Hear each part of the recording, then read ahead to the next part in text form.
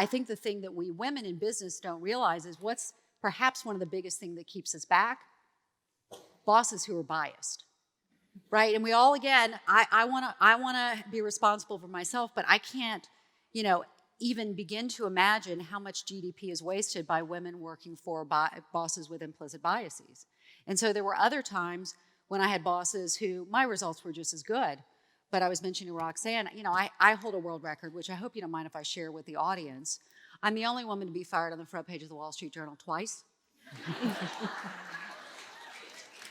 And one time for being the only senior executive on Wall Street who returned client money during the downturn because we'd missold products. And I was fired for that, right?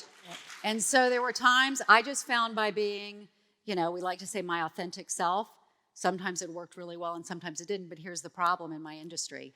Diversity didn't get better after the financial crisis of 10 years ago. Diversity for a long time went backwards. And so— Why is that? Because folks circle the wagon in tough times. And so we went from an industry in which 90% of traders are men, 86% of financial advisors are men, 95% of hedge fund managers are men, right? We went in white, middle-aged male, and we came out whiter, middle-aged, or male, and there's not a person in this auditorium who believes the financial crisis of 10 years ago would have been worse if there had been more women traders as opposed to just the guys. Not a person.